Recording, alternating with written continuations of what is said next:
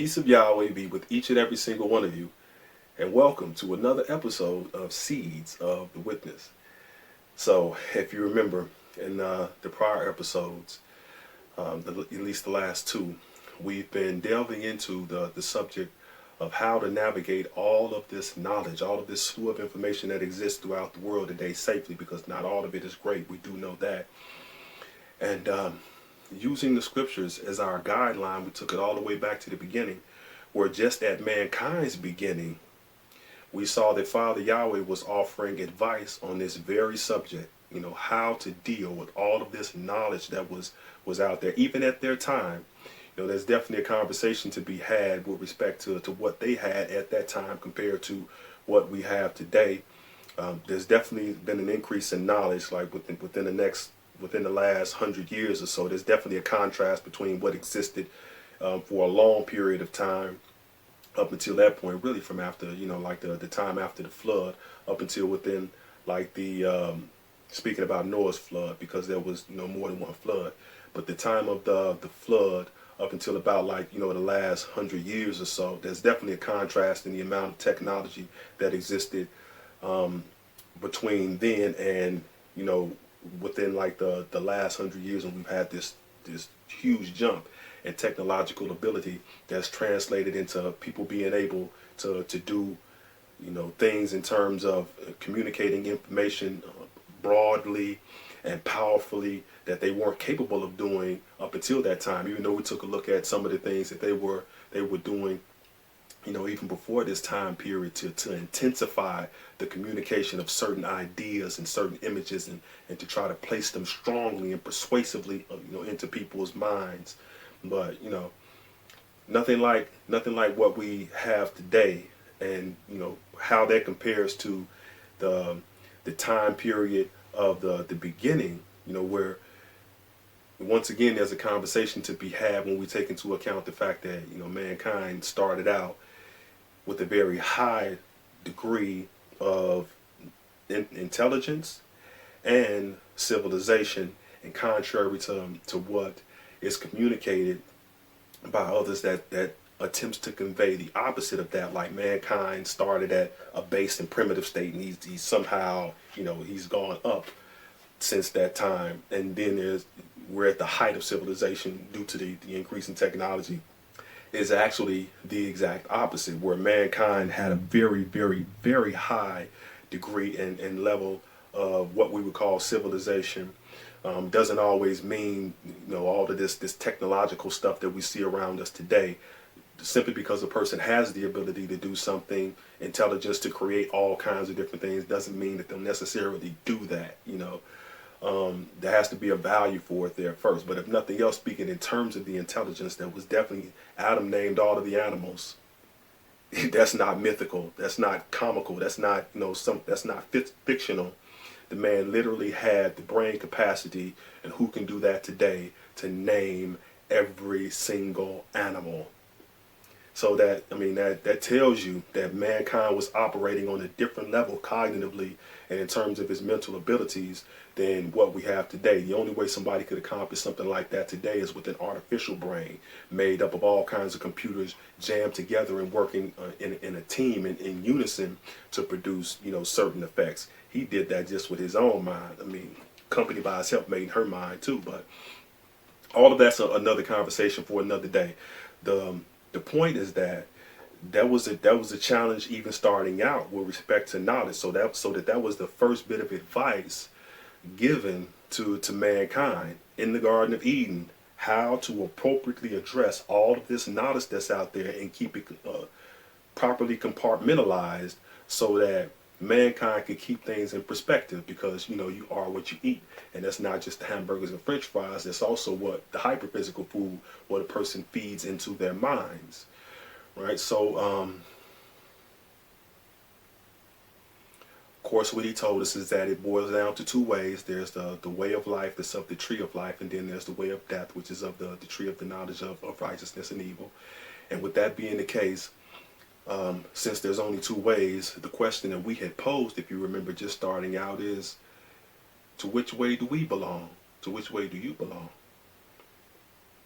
And how does one determine that? You know, we looked over at the prophets to get our answers as we should. It should be a "it is written" kind of response that allows us to get anything in a way that satisfies us enough to incorporate it into our belief system as truth.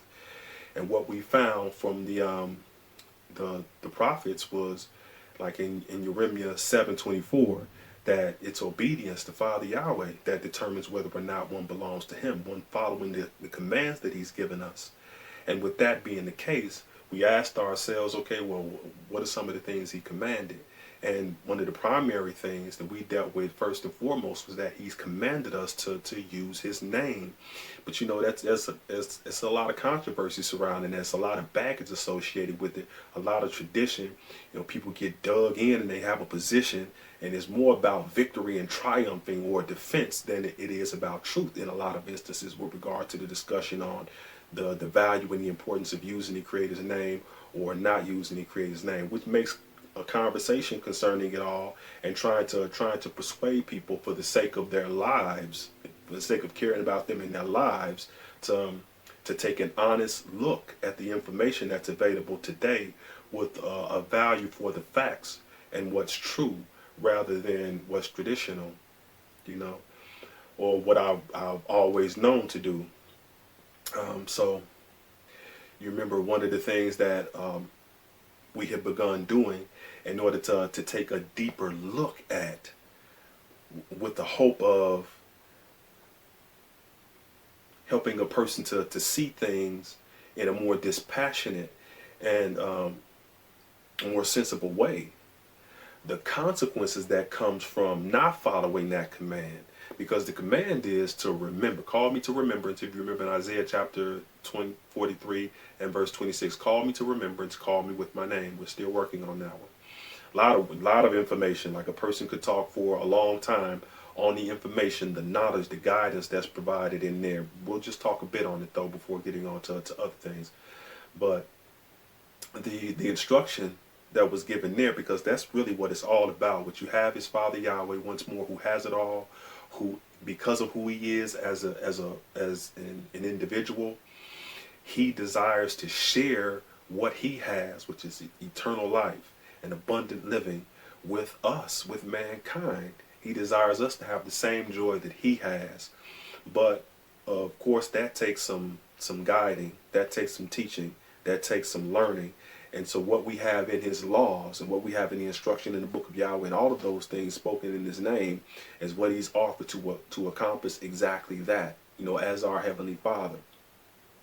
But the advice that he gave us, of course, was, you know, you have to use my name. You have to value my name. And then what we were looking at is what comes along with making a decision not to embrace that, to not be obedient to that, with the hope that it would encourage one to be obedient and to do that. Because the opposite, and this was the anonym that we were looking at, the anonym analogy that we were looking at, is to forget Yahweh. And the question that we were asking is, okay, a person might say, well, it really doesn't make a difference. I don't care. I mean, I've always said that. That's what I'm going to say. And you really don't even need to try to convince me otherwise. You call it forgetting Yahweh. Okay, well, I guess I just did then. Okay, but all right. But do you understand what comes along with that? And most people don't. They don't understand the ramifications of that.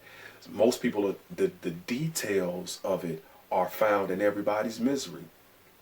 It's found in everybody's suffering. But people never make the connection between it, as we were looking at before. So that kind of gets us back to where we were, right? Where the great psalmist, the great King David, in his teachings in the Psalms, he was saying the nations, if you remember, let's take a look at that again. Psalms 9:17, I believe that was. He was saying the nations that forget Father Yahweh will perish. The nations that forget Father Yahweh will perish. And then bearing in mind, once again, that the scriptures are in unity, so that it's the same thing we found spoken of in the beginning are the same things that were being taught years later by those who were faithfully teaching what was taught to them. So that you had the apostles saying, man, I'm not, even during their time, you know, after Messiah had been murdered and resurrected and had ascended, And then his disciples were doing the work. They were like, man, look, I'm not saying anything other than what was said in the beginning. Beginning like Bereshit, beginning like the book of Genesis is what they were talking about. And you find the same thing with all of those who were also faithful in Yahweh's house, faithful with respect to Yahweh's word. They were just speaking, giving more details, sometimes just a reiteration, but in other cases, more details, in other cases, yet still in a way that functioned, in a synonymous way, but all speaking on the same subject, all speaking in unity. But the perishing that's spoken of there, if you look in remember if you look in the definition of the word, it just means dying, and it traces back to the beginning, to that tree of death. There's only two ways. The tree of death, which if you look that up, we also saw it means literally perishing, like it's literally that verse there, like the second part, the second phrase of that verse is given in the definition for dying, spoken in Genesis chapter 2 and verse 17. So the nations that, let's look at that. But it says the wicked will fall again into the grave. Conversation to be had there too. And the nations which forget Yahweh shall perish. The nations that forget Yahweh shall perish. They shall die. Now, bearing that in mind, the great prophet Moshe spoke on the exact same subject himself as well. If you turn over to Deuteronomy chapter 6 and verse 12. Deuteronomy chapter 6 and verse 12. Well, this is the caution that was given. Some of the things that Father Yahweh has commanded them, only two trees. Which one do we belong to? More than just some heartfelt thing. What do we have to do? We have to be obedient to him. We have to follow his command. Well, what are some of the things he commanded? One of the things that he's commanded is, particulars with regard to his name, that it should be used, and as we'll see here in a moment also, that it should not be forgotten, that Yahweh should not be forgotten. Is that the pronunciation of the name? Well, yeah, and obviously there's a need to give that caution because there's some people who aren't pronouncing it correctly, but it's definitely not only that. And it's fair to say it's a lot more than that. It's the information, the education inside of that name, offered from the beginning, starting at the first righteous priest Abel, all the way in until today, with respect to those who were speaking the truth in that name, the truth concerning what was, the truth concerning what is, and the truth concerning what will be. But now, if you notice here in verse 12, Moshe, who was accounted faithful as a teacher in Yahweh's house, says, beware that you do not forget Yahweh. Beware. That's a caution. Once more, that's not a threat. The second greatest law, if you remember, Messiah said, is to ahab, or to love your neighbor as yourself, to care about other people. It's spoken out of care and concern. Beware that you do not forget Yahweh. Well, why would a person need to beware? That sounds like there's some danger associated with it. That's exactly what we found. That's exactly what we found so far. The details of which we're going to be getting into in just a minute. But so far, just from a general standpoint, what comes along with that forgettance is perishing. Death. So this is what he's talking about. Beware that you do not forget Yahweh, who brought you out of the land of Egypt from the house of bondage. Of course, everybody can see themselves as coming out of Egypt today when they're entering into the knowledge of the Creator. But, from whatever circumstance of sin that a person in a state of, you want to say ignorance, but that might be offensive to some, a state of ignorance with regard to the Creator, and entering into a state of awareness with regard to the Creator, ignorance with regard to Yahweh, and entering into a state of awareness with regard to Yahweh, is essentially, what it's speaking of. But it says, beware that you do not forget Father Yahweh. And then in 8 and 19, he says, if you by any means ever forget Yahweh, remember what we saw here, the nations that forget Yahweh will perish. And this is the great prophet Moshe speaking before the great teacher David, the great King David, giving the same information, tying back to that perishing forewarned us in the beginning, where Father Yahweh says he prophesies the end from the beginning. Like a lot of the stuff once more that we'll find building up all the way up until the time of the end just gives further detail and adds depth to the things that he spoke in the beginning. So he told us about the perishing in the beginning, and here we see his teachers still speaking about that perishing and offering the details and other information to go along with it, and also in many cases recording the things that had taken place even up until that point that fulfilled that, that prophecy. The nations that forget Yahweh, made up of people, anybody that forgets Father Yahweh, doesn't have Father Yahweh in his life, is going to perish, is going to die. And if you remember the way that we saw that it's actually translated in the book of Yahweh at this time, and it's most accurate according to what we saw in Kohlenberger's lexicon, at least his contributions to the Strong's Concordance, is that we could say perishing, but that perishing is succumbing, and it has more to do with the process that leads to the death than it does the death itself. And that's what people were being warned of.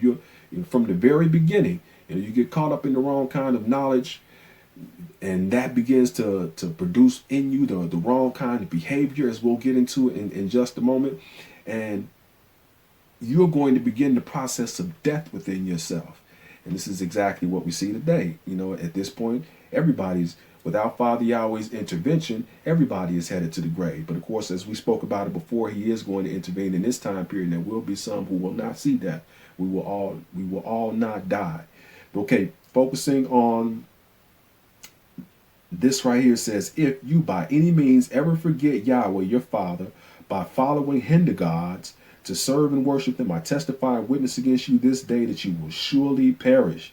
You shall perish just like the nations. The nations that forget Yahweh will perish. You shall perish just like the nations Yahweh is destroying in front of you. But of course, it's not Father Yahweh destroying them. They're destroying themselves. If you remember the way that Moshe also said it in Deuteronomy chapter 30 and verse 15, I've set before you this day life by righteousness, that life is achieved through the righteousness, and death and destruction. That death comes about through destruction. But I've said it before you, it's like it's you making the choice. It's not Father Yahweh doing it to you. So you see right here, it says, you shall perish just like the nations Yahweh is destroying in front of you. But no, the nations are destroying themselves by choosing the tree of death, just like we saw in the beginning. Because you would not obey the voice of Father Yahweh and stay away from that tree, right? So that's Moshe speaking on this same perishing.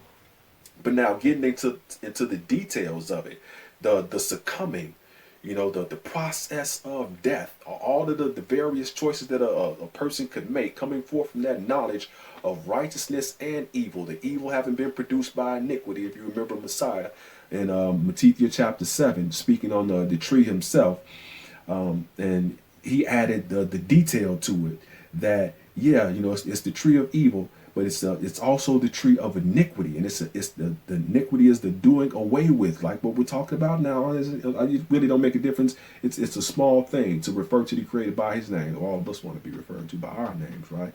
Now, that's really not a big deal. You just making a mountain out of a molehill.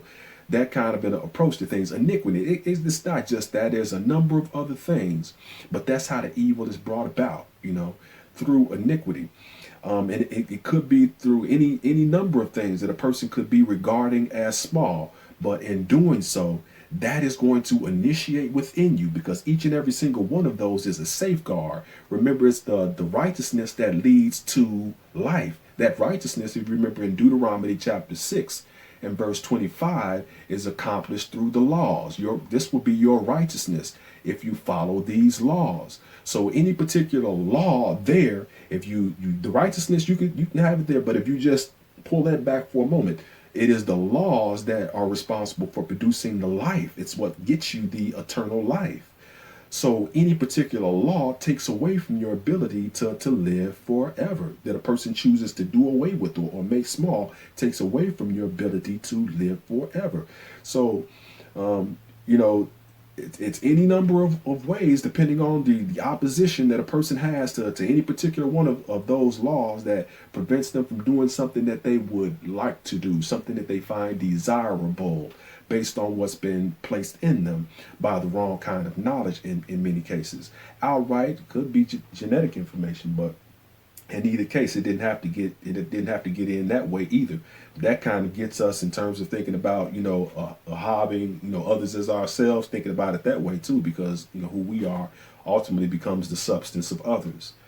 But getting on to the consequences though. So what's the big deal with forgetting Father Yahweh? So that we should do the opposite and heed his exhortation and command to remember him, call him to remembrance, call him by his name, which we know is Yahweh. If we get over to the book of Yekeshia, chapter 23 and verse 35. Chapter 23 and verse 35. So, okay, what's the big deal with forgetting Yahweh? Why should I remember Yahweh? Why should I be aware of forgetting him? Well, what comes along with forgetting Father Yahweh? Once more, is probably all of the details of your misery. It is all of the details of your misery, all of your pain that you don't associate with it, but it is associated with it. It's a ramification of it, of forgetting Yahweh. But now let's look into it though. So in verse 35 it says, therefore this is what Father Yahweh says, because you have forgotten me. This is the cause. Because this is the cause. Because you have forgotten me and cast me behind your back. Is when it should have been the other way around. It's the gods. It should be hinder gods. It should be turning to Yahweh and casting the gods behind one's back. But when a person makes the decision to turn from the way of life, or turn from the tree of life until that other tree, it becomes the exact opposite. Whereas opposed to casting the gods behind their back, what they're casting behind their back instead is the way of Father Yahweh or Father Yahweh. But it says, therefore, this is what Father Yahweh says, because you have forgotten me and cast me behind your back, you will also bear the consequences of your lewdness and your whoredoms. You will also bear the consequences of your lewdness and your whoredoms, which will be taught to you by that tree, by what you've turned to, the knowledge of righteousness and evil. Right? So it's an education is what's taking place. The great apostle spoke on this exact same subject. We're looking at an antonym analogy, the consequences of what comes along with forgetting Father Yahweh, with the intent of deepening our understanding of why it's so important to remember Father Yahweh. So looking at it synonymously, if you forget something, then you don't have it in your mind. You choose deliberately not to have it in your mind. So the way that the great apostle described it is not retaining. In Romans chapter 1, forgetting Father Yahweh, the way that he described it is not retaining Father Yahweh, and bearing in mind that all of this has to do with knowledge. And that's exactly the way that he said it, choosing not to retain Father Yahweh in one's knowledge, but choosing instead to retain the knowledge coming forth from the only other way, which is the tree of righteousness and evil. Now, the prophet Yekeshia was saying for making that choice, because that's of that tree. We saw that in Psalms chapter 9 and verse 17. Remember with the great King David, he was like the nation that forgets Father Yahweh will perish, which shows that the tree, remembering that the tree of righteousness and evil is the tree of perishing or death. It shows us that tree is also those who forget Father Yahweh. So the great prophet Yekeshia said what comes along with that is that you will be taught lewdness and bear the consequences of it.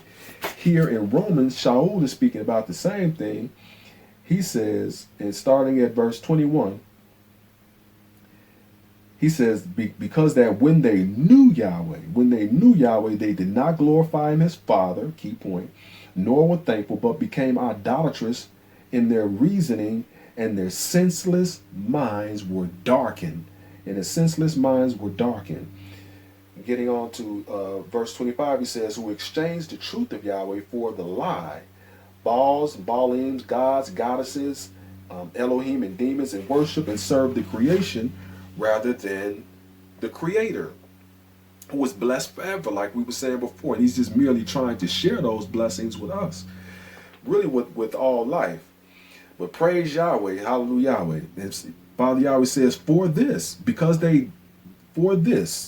because they exchanged him, and in other words, turned to that other tree. There's only him, and there's the gods that as we just saw, in the way that this was communicated. I mean, there is no in between.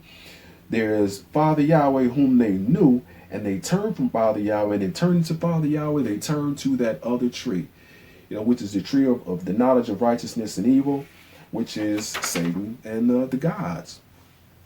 But now, speaking with regard to it further yet, he says, let's just get to that point so we have that in our minds, that what he's talking about is people who have forgotten Father Yahweh. He says, and so since they did not like to retain Yahweh in their knowledge, since they chose to forget Father Yahweh, and so since they did not like to retain Yahweh in their knowledge, Yahweh gave them over to a reprobate mind. He allowed them to have a reprobate mind, to do those things which are not proper. That's also a part of the definition for perishing, by the way, of giving over. They were given over to a reprobate mind to do those things which are not proper. So this is what the exact same thing that the great prophet Yekesha was speaking of. Things that are not proper, like what? Lewd conduct. Lewd conduct and whorish conduct. But it's speaking about the same thing. Now let's read, with that having been established, that's what he's talking about here. He's talking about people who made the decision to forget Father Yahweh, or to not retain him in their knowledge. And speaking about the things that are improper, he says, in the men, remembering what the great prophet Yekesha said about lewd behavior and so forth, and we're going to define that in a minute too. But it says, and the men did the same thing, leaving the natural use of the woman, they burned in their lust, like literally, not just an intense passion, but burning, like, people used to say, like a person got burnt, like inflammation, burning like inflammation. So that the person could say burning, they burn because of their lust for one another, would not be an inaccurate preposition at all there. But it says, and the men did the same thing, leaving the natural use of the woman, they burned in, or burned because of their lust for one another, men committing shameful acts with men, and suffering in their own bodies the penalty for their error, which is their fitting retribution. So saying the exact same thing that Yekesha said, you're going to bear your consequences for getting caught up in this stuff. But if you turn to that other tree, it's teaching righteousness and evil. The righteousness is just, it's fake, it's false. It's of no benefit, of nothing else, because of the evil that's also present with regard to it. Even if a person holds on to a particular thing dearly and is trying to practice it sincerely, the fact that it's incomplete and that it's accompanied by the evil is going to undercut and undermine it. You could have something healthy, but if you mix poison with it, then anything that a person might have got in terms of health from that which is healthy is going to be compromised by the fact that they're poisoned when they consume it. And it's the same thing having to do with that tree and the lifestyle, the way of death that comes forth from it. Anything that would have been beneficial is harmed by the fact that poison is present. It's harmed by the fact that evil is present. Evil is harm. So, those two coincide. You see, once more, the scriptures are in unity. You see the great prophet Yekesha speaking about the exact same thing that the great apostle Shaul was speaking of here in Romans chapter 1 and verse 8. Romans chapter 1 and verse 28. Of not retaining Yahweh in one's knowledge. So, that gets us a start in terms of the details, the depth of the suffering, the pain, the consequences, the ramifications that come along with not obeying Father Yahweh's instruction to remember him and to call him by his name, and to instead forget him and to not call him by his name, to not use his name. We're going to drill down deeper on this, though, next episode. The consequences of forgetting Father Yahweh. Thanks, everybody, for tuning in. Have a peaceful week. And join us next time for more Seeds of the Witness.